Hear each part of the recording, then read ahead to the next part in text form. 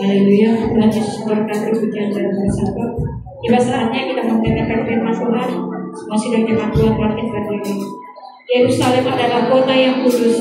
Kita semua rindu ke sana. Amin. Haleluya.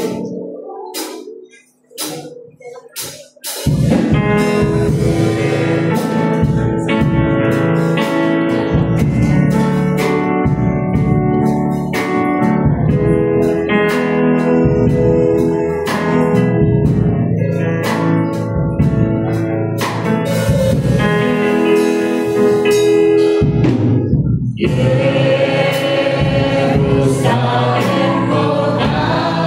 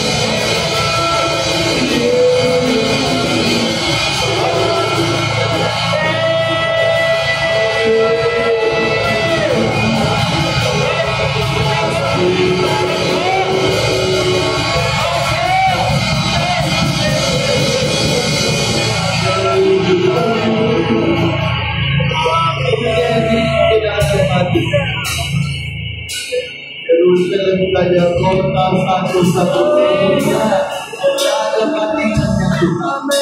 Itu sebabnya kami rindu kota Yerusalem baru. Sana tidak ada, kami tidak ketua, tidak mati lagi, hidup selamanya, hidup selamanya.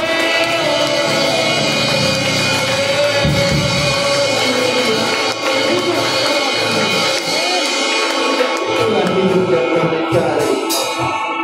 Itu hidup yang kami kejar bersama kami Tuhan pada saat ini. Haleluya.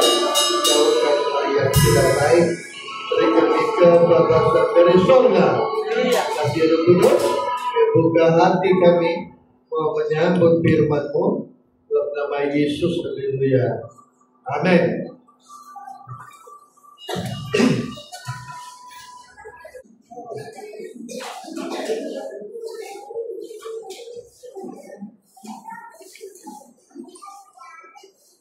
Apa yang patut kita perbuat untuk menuju Yerusalem baru? Kota yang kita tidak akan tua dan tidak mati lagi, hidup selamanya. Haleluya. Yang kita perlu perbuat adalah menantikan Tuhan. Kita harus pengisian kita menantikan Tuhan. Haleluya. Bagaimana cara kita menantikan Tuhan? Haleluya. Nah, itu sebabnya kata Yohanes, ini kitab mesti dibuka. Apa yang kitab yang harus dibuka? Apa dia? Coba kita membaca Wahyu pasal yang ke-22 ayat 10. Wahyu 22:10. Lalu ia berkata kepadaku, jangan memeteraikan perkataan-perkataan nubuat dari kitab ini, sebab waktunya sudah dekat. Karena sudah tiba waktunya. Kira-kira apa tujuan ini ayat? Coba kita kira. Ayat 10-11. Bukan. Sebenarnya Yohanes menekankan ayat 12. Ayat 12 lah yang ditekankan oleh Rasul Yohanes. Sesungguhnya aku datang segera, dan aku membawa upahku untuk membalaskan kepada setiap orang yang menurut perbuatannya. Jadi inilah tujuan dibuka kitab kata Tuhan kepada Yohanes. Alasannya sebab Tuhan datang segera membawa upah kepada kita. Diangkat itu adalah upah kerja kita. Ingat ya, surga bukan karunia, tapi upah yang kita dapatkan dari Tuhan setelah kita kerja keras di dunia ini beribadah menyembah. Jadi tujuannya adalah Wahyu 22 ayat 10 ayat 12 tadi. Haleluya. Tapi bagaimana cara kita mengisi menantikan Tuhan? Apa pengisian kita? Haleluya. Untuk menantikan Tuhan. Ayat yang ke-11. Jawaban itu ayat 11. Barang siapa yang berbuat jahat, biarlah ia terus berbuat jahat. Barang siapa yang cemar, biarlah ia terus cemar. Dan barang siapa yang benar, biarlah ia terus berbuat kebenaran. Barang siapa yang kudus, biarlah ia terus menguduskan dirinya. Di sini ada dua jalur. Satu cemar, jahat dan cemar. Satu pula benar dan kudus. Jadi kita harus berada di jalur benar dan kudus. Kita harus mengelak, menjauhkan diri daripada kejahatan dan kecemaran. Haleluya. Kita harus menjauhkan kejahatan dan kecemaran. Beradalah di pihak yang benar dan di pihak yang kudus. Ini Tuhan mau kepada kita, supaya kita berada di jalur menuju mempelai yang akan diangkat, kata pujian tadi. Hanya tubuh Kristus yang diangkat oleh Tuhan. Mempelai, tubuh mempelai isinya adalah kasih dan kekudusan. Nampak tadi itu benar dan kudus. Kita harus berada, menjauhkan kejahatan dan kecemaran. Nah, siapa yang menolong kita? Nah, untuk kita berada di jalur benar dan jalur kudus.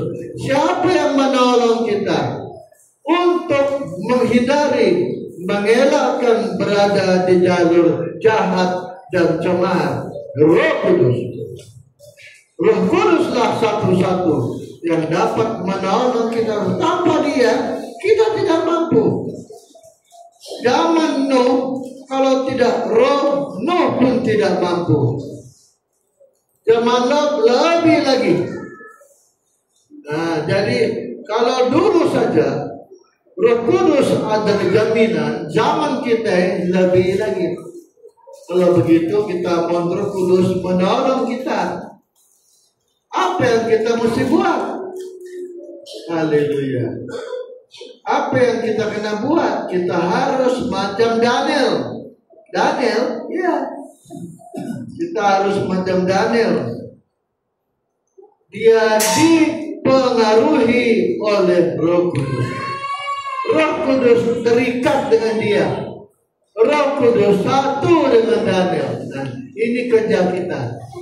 Baru kita mampu mengelakkan diri dari kejahatan, kecemaran. Baru kita dipimpin Tuhan berada di jalur benar, di jalur yang kudus.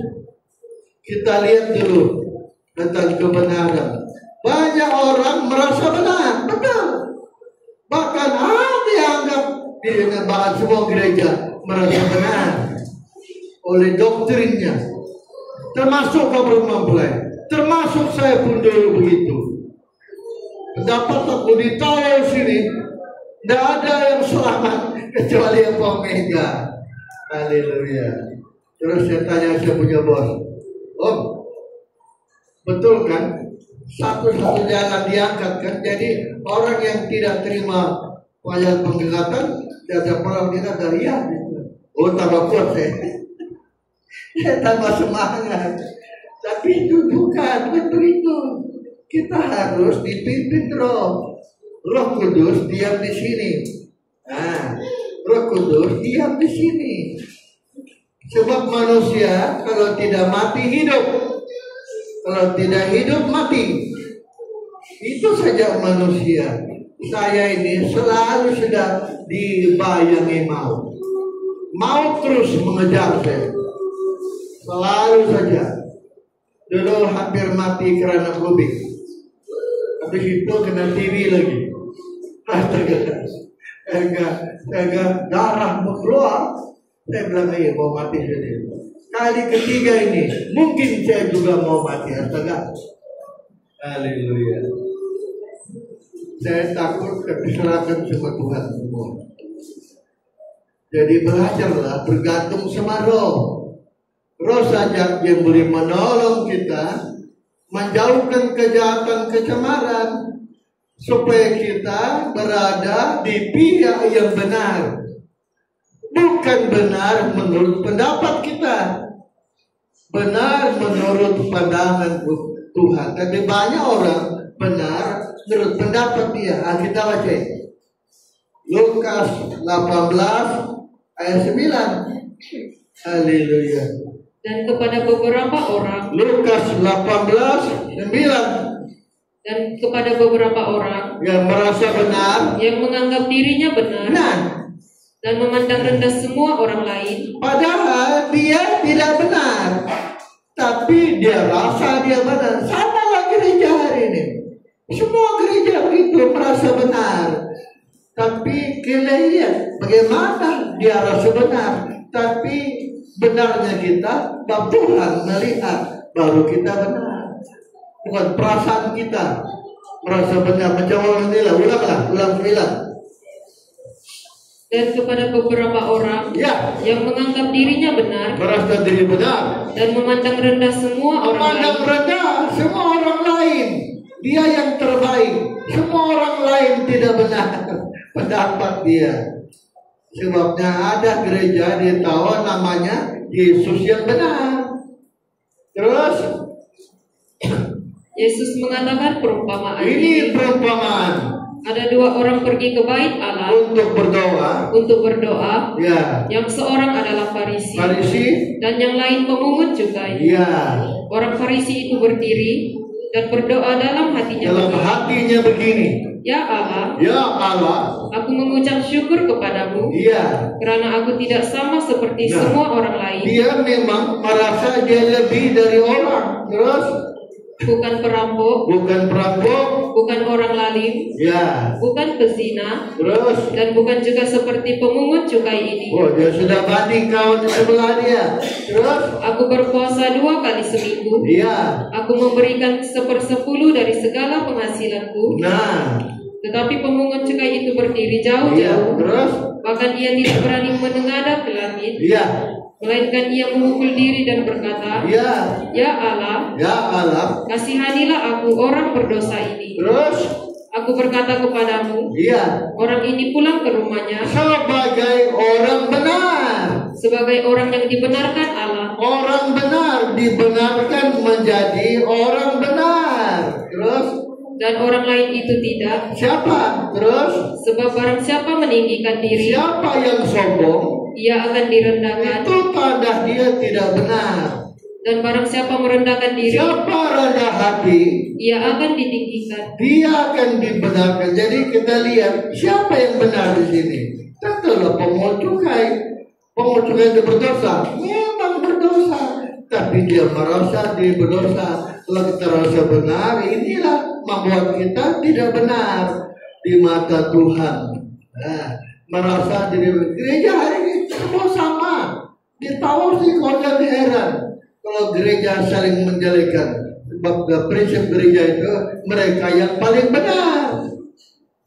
Tapi kalau kita mau benar, perasaan itu tidak boleh ada di dalam hati kita. Kita harus merasa kitalah orang yang banyak dosa. Bukan dibuat-buat, tapi perasaan itu datangnya dari Roh. Roh Kudus menginsapkan kita bahwa kita ini memang banyak kekurangan, banyak berdosa. Haleluya. Banyak dikuasai dosa. Jemaat yang Allah cintai. Jadi coba kita lihat dalam Matius pasal 9:13. Matius 9:13. Jadi pergilah dan pelajarilah arti firman ini. Yang kukehendaki ialah belas kasihan dan bukan persembahan. Karena aku datang bukan untuk memanggil orang benar, orang berdosa, melainkan orang berdosa. Persembahan kita membuat kita rasa benar. Kita menyanyi musik, woi benar sudah kita ini. Bagus sudah punya persembahan. Itu pendapat kita membuat kita rasa benar. Tak boleh perasaan begitu. Tuhan memanggil orang berdosa. Allah panggil orang berdosa dibanding orang benar, orang merasa benar. Kau tidak panggil itu akibatnya kita tidak ada koneksi dengan Tuhan. Tidak ada kaitan sama Tuhan kita. Kita terlepas dari kasih karunia. Tidak ada suara, tidak ada kasih karunia.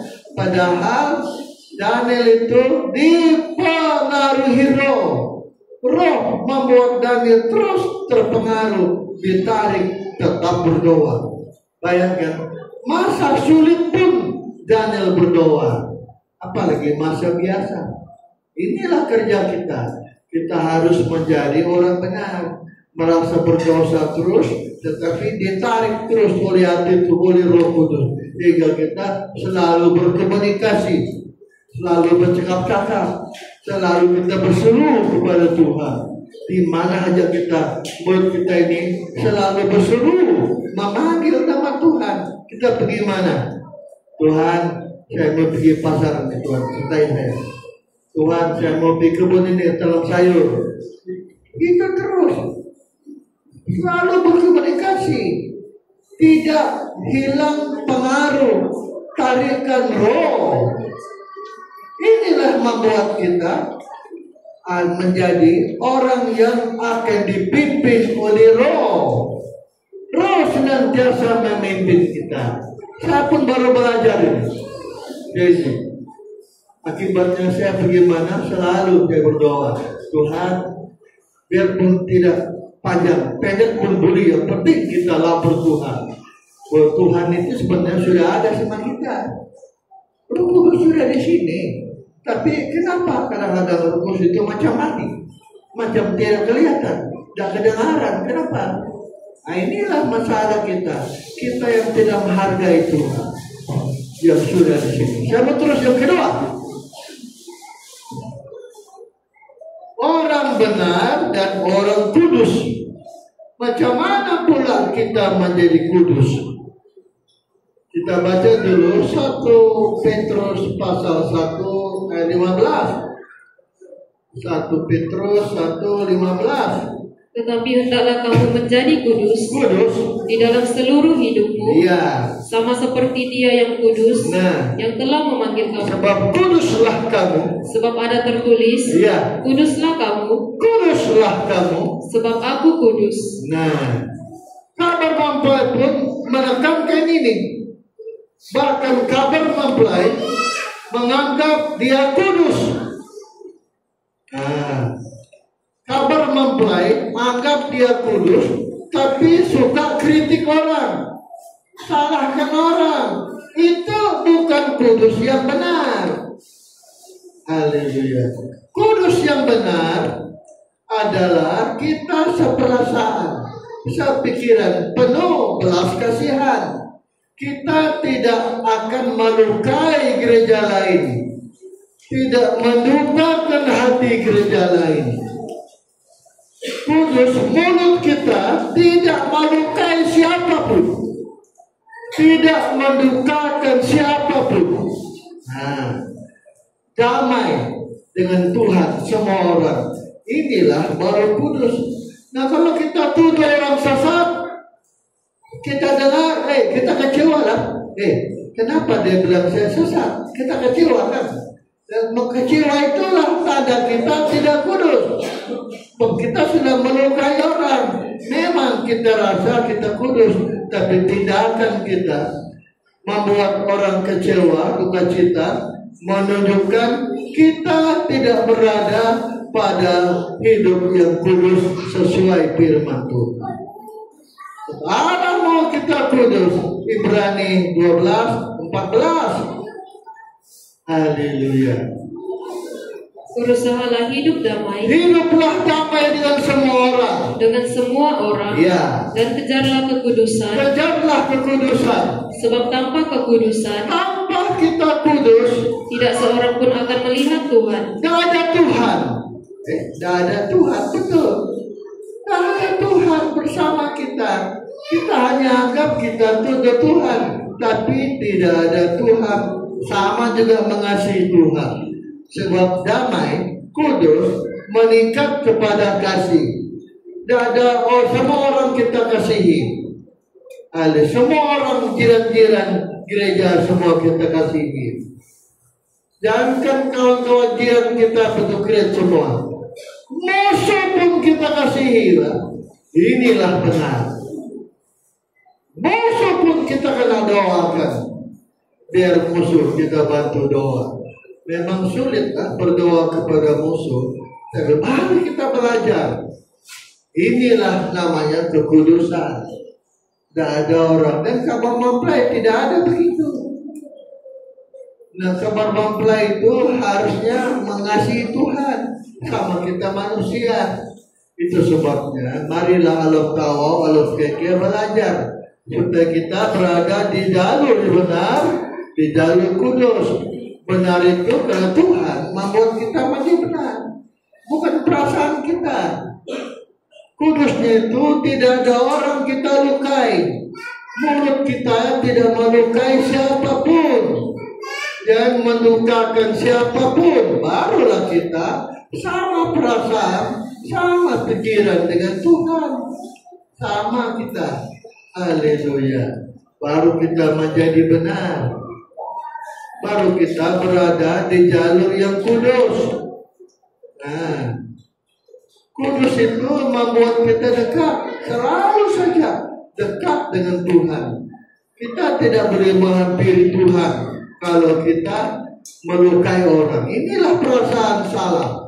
Kita merasa benar, kita lukai orang, kita bilang orang sesat, kita rasa masih benar. Wah, ini penyakitnya pula. Coba kita bandingkan orang Farisi dan orang berdosa. Farisi orang berdosa. Perasaan orang Farisi itu, Tuhan, saya tidak sama orang lain. Perasaan itu, bagaimana perasaan itu muncul? Inilah penyakitnya Bapak mempelai. Dia merasa benar. Perasaan dia tidak bersalah. Dan kalau saya perhatikan, kita bandinglah anak sulung, anak bungsu. Nah, baru kita boleh tahu. Anak sulung merasa dia hebat. Katanya, Bapak, aku bertahun-tahun bersama Bapak, belum pernah melanggar perintah Bapak. Belum pernah, tapi Bapak tidak pernah memberi aku seekor kambing pun. Kenapa dia tuduh bapaknya begitu? Coba kau tanya. Kita pikir, kenapa ya? Sebab hati nurani sudah rusak. Nurani sudah rusak. Nurani kita yang bersih. Disinilah Roh Kudus berdiam diri. Kalau nurani sudah rusak, maka inilah membuat anak sulung merasa dia dekat sama Bapak. Dia melayani Bapak, bahkan diandalkan dia bertahun bersama Bapak. Tetapi tidak akan perilaku dia yang salah. Jemaat janganlah cintai yang benar yang mana. Perilaku kita belakang. Orang merasa perilaku kita yang baik, yang benar, ini baru kabar mempelai. Orang sudah begitu, bukan ucapan kita, tapi orang merasa perilaku kita baik, benar. Ini kabar mempelai yang benar. Dan kenapa boleh begitu? Kenapa anak sulung merasa diri yang paling hebat? Kenapa Lukas 18 ayat 9 orang Farisi itu merasa dia baik, benar? Nurani sudah rusak. Kita sepatutnya melayani Tuhan dengan nurani yang bersih. Itu dasarnya Paulus menurut Kisah Rasul pasal 23 ayat 2. Kisah para Rasul 23 ayat yang kedua. Tetapi imam besar Ananias menyuruh orang-orang yang berdiri dekat Paulus. Ayat 1. Sambil menatap anggota-anggota mahkamah agama, Paulus berkata, Hai saudara-saudaraku, sampai kepada hari ini, hati nurani aku tetap hidup dengan hati nurani. Hati nurani yang benar, yang baik, membuat kita pasti memihak kepada Tuhan. Kita tahu ini salah. Nurani kita yang perlu kita perbaiki. Hati nurani kita pasti memihak kepada yang benar. Tidak mungkin kita memihak pada yang salah. Haleluya. Tidak mungkin. Belajarlah punya nurani yang baik.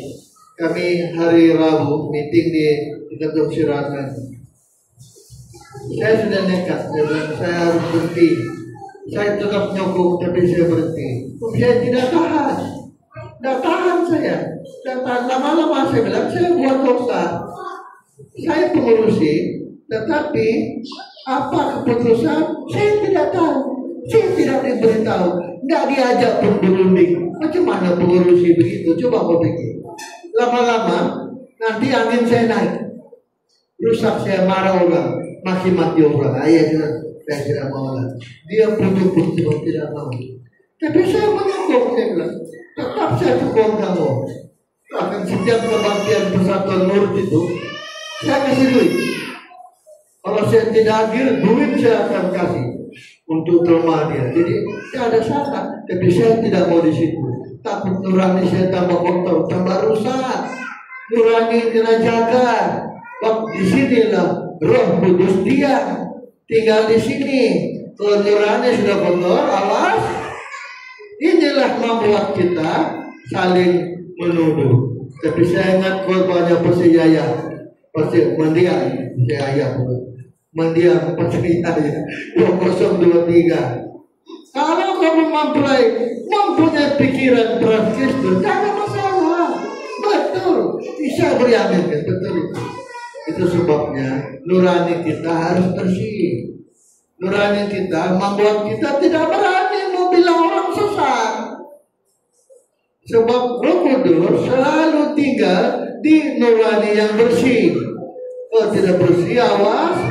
Menurut 1 Petrus 1:18, 1 Petrus pasal 1 Petrus pula 1 Timotius 1:18. Tugas ini kuberikan kepadamu, ya, Timotius, sesuai dengan apa yang telah dinubuatkan tentang dirimu, terus supaya dikuatkan oleh nubuat itu, engkau memperjuangkan perjuangan yang baik dengan hati nurani yang murni, dengan iman dan hati nurani yang nurani kita murni, membuat kita dipimpin Roh, berada di jalur benar, di jalur kudus. Kalau nurani kita sudah salah, kita pertama-tama kehilangan penyertaan dari Roh Kudus dan tidak ada kekuatan kepada kita untuk berada di jalur benar.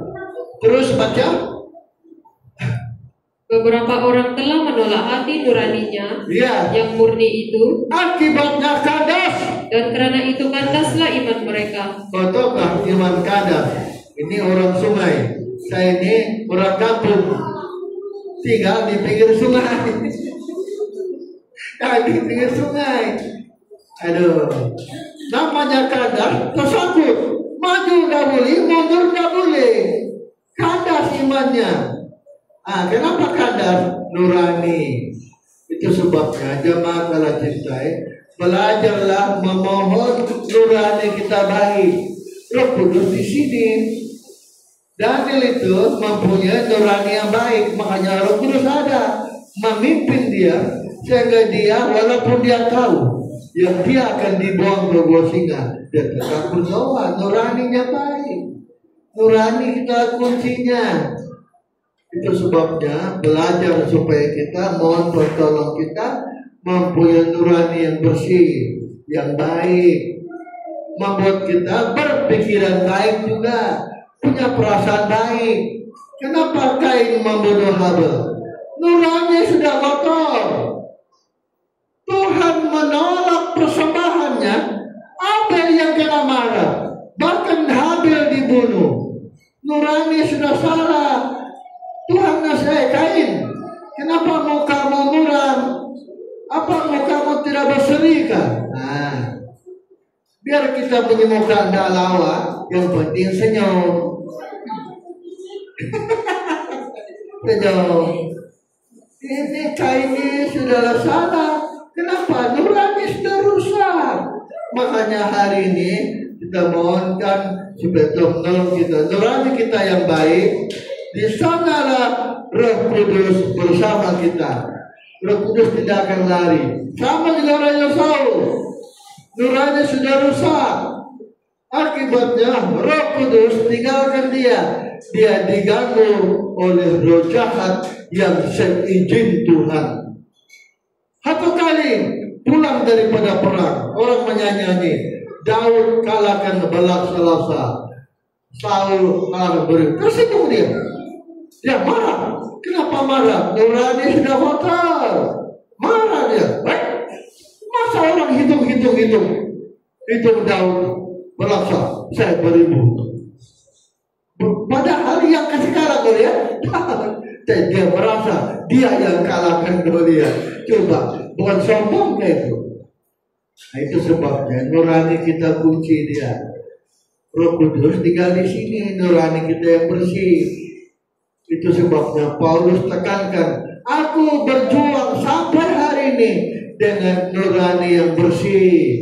Kata Paulus, nurani bersih ada Roh Kudus bersama kita. Tetap Roh Kudus tidak boleh.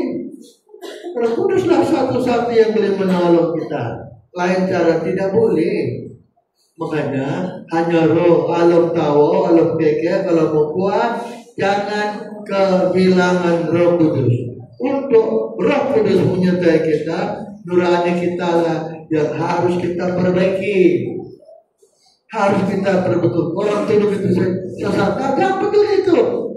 Yang boleh omongan orang tidak membuat kita masuk neraka. Tapi kita masuk neraka sebab kita kehilangan roh. Tapi manusia kalau tidak hidup mati. Kalau dia mati, kalau dia masih hidup, ada seorang pendeta kesaksian saya dapat di YouTube. Saya senang kesaksian ini. Waktu dia mati, dia tak gelap, dia belum gelap. Kemana saya pergi? Tapi nasib dia bilang, Yesus, mana saya pergi ini? Nah, datang malaikat bantu dia. Nasib dia bilang, sewaktu saya hidup, saya menyimpan roh. Dia panggillah Yesus, datanglah malaikat tolong dia untuk pimpin dia berada di jalur benar. Nah, itu sebabnya perlunya nurani kita baik. Belajarlah nurani baik, menjaga hati, menjaga mulut, tidak melukai siapapun, tidak mendukakan siapapun. Nah, tidak melukai, tidak melukakan siapapun. Waktu kita Natal tua kemah, saya ingat saya saksi dulu. Haleluya. Saya punya bos ini ganas loh. Daniel, jawab. Cubit. Macam mana cubit dia? Kata-kata kau tajam, biar dia terluka. Saya tidak setuju itu sekarang. Kalau dulu, saya kau cubit kan? Macam mana mau cubit tahu? Saya punya bos kan dia ganas, termasuk orang tajam pikiran. Jadi saya tidak ngaku. Dia tidak mau melukai orang, biar terluka, jangan kita lukai orang. Kamu jangan kecewa kalau kamu diejek keluarga. Biar mati adat, mati adat pun. Biar mati adat, mati adat. Biar dibuang keluarga, jangan dibuang Tuhan. Ya kan? Biar dikucil keluarga, jangan dikucil Tuhan. Biar keluarga tidak peduli. Biar Tuhan yang penting peduli kita. Dan ini nurani kunci. Nurani kita. Semua kita berdiri. Haleluya. Kita menyembah kepada Bapa.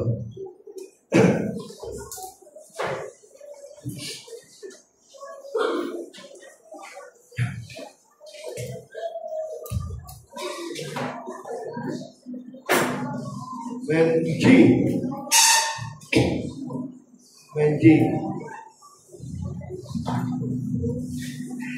Pakai lagi. Pakai itu.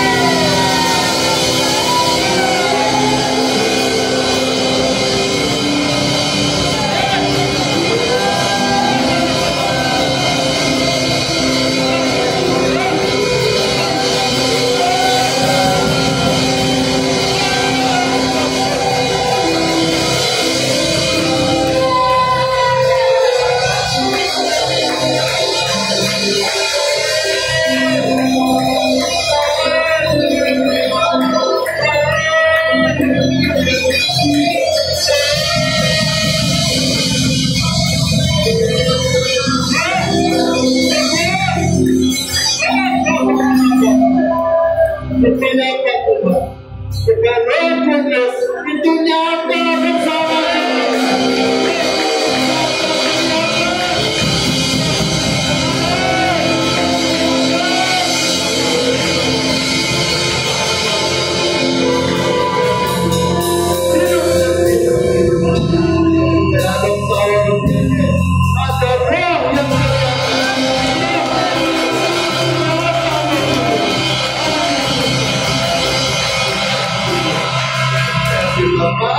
Berkati sabda, berkati suara, hidupkan firman Tuhan.